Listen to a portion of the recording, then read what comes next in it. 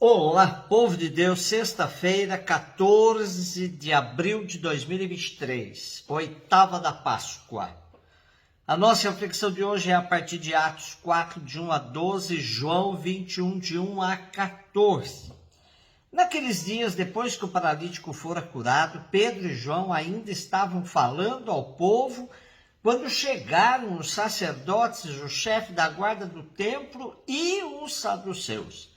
Estavam irritados porque os apóstolos ensinavam o povo e anunciavam a ressurreição dos mortos na pessoa de Jesus. Eles prenderam Pedro e João e os colocaram na prisão até o dia seguinte, porque já estava anoitecendo. Todavia, muitos daqueles que tinham ouvido a pregação acreditaram, e o número dos homens chegou a uns 5.000. No dia seguinte, reuniram-se em Jerusalém os chefes, os anciãos e os mestres da lei.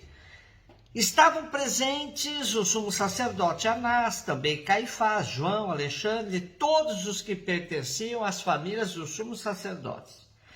Fizeram Pedro e João comparecer diante deles e os interrogavam. Com que poder, ou em nome de quem vós fizestes isso?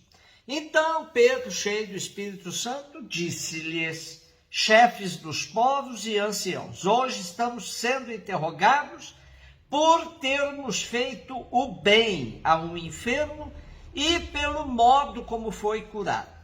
Ficai, pois, sabendo, todos vós e todo o povo de Israel, é pelo nome de Jesus Cristo, de Nazaré, aquele que vós crucificastes e que Deus ressuscitou dos mortos, que este homem está curado diante de vós. Jesus é a pedra que vós, os construtores, desprezastes, e que se tornou a pedra angular. Em nenhum outro há salvação, pois não existe debaixo do céu outro nome dado aos homens, pelo qual possamos ser salvos. Temos hoje aquilo que caracterizou o começo das comunidades cristãs, a perseguição. Lucas a descreve de tal maneira que nos lembramos da resposta de Jesus quando levou uma bofetada. Me bates por fazer o bem? Agora são os discípulos que passam por situação semelhante. Estamos sendo interrogados por termos feito o bem a um enfermo e pelo modo como foi curado. Todas as autoridades judaicas, sacerdotes, saduceus, escribas, fariseus, estão irritadas com a pregação dos discípulos de Jesus. Mas é o grupo dos sacerdotes e saduceus que promove a prisão dos apóstolos.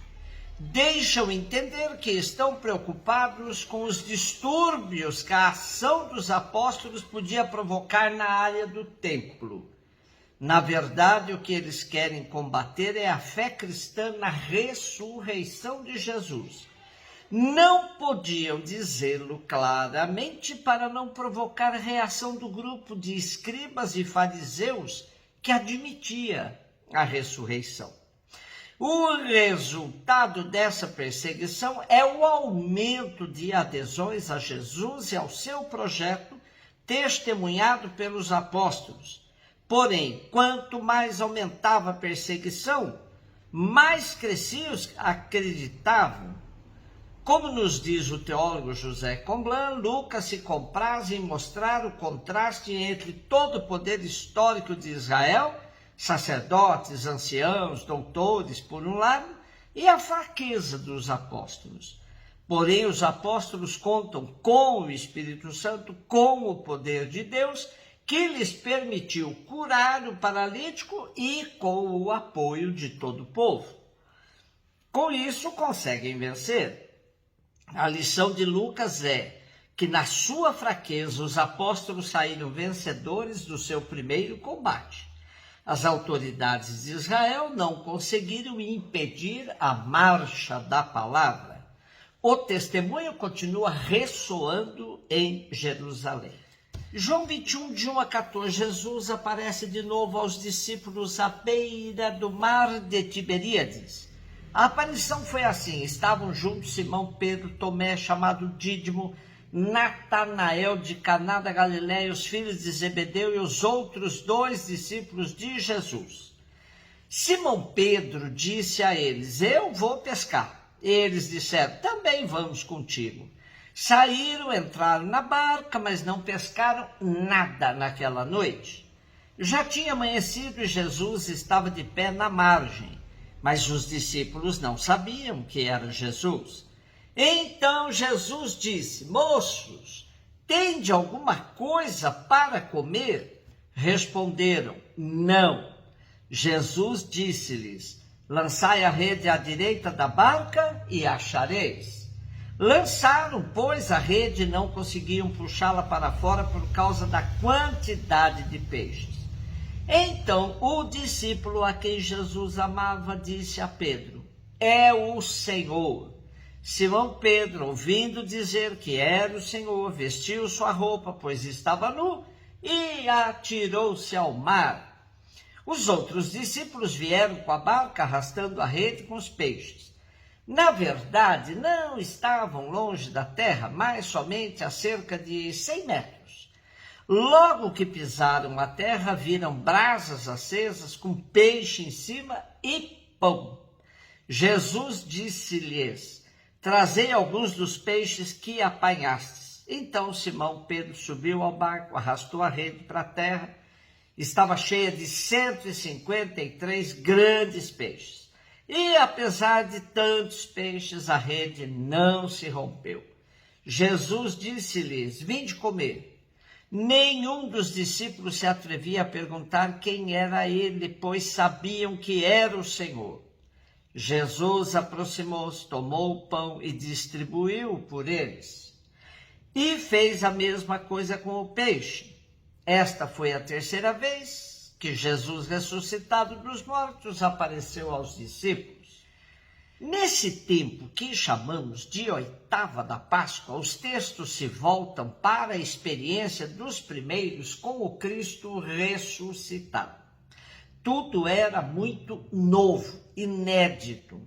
Os discípulos, depois do episódio da cruz, voltam para a pescaria. Dá uma sensação de que tudo não passou de um sonho de verão, um projeto frustrado.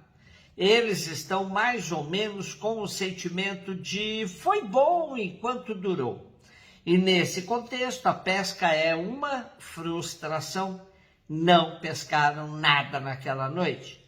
Porém, é Jesus que mais uma vez vai abrir-lhes novas perspectivas.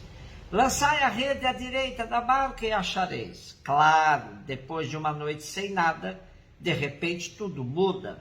Redes cheias com uma enorme quantidade de peixes. Só pode ser Jesus, o Senhor, Kyrios. Kyrios é uma palavra grega, geralmente traduzida como Senhor ou Mestre. É usado na tradução da Septuaginta das Escrituras hebraicas cerca de 7.000 vezes. E, em particular, traduzindo o nome de Deus, e aparece no Novo Testamento grego cerca de 740 vezes, geralmente referindo-se a Jesus.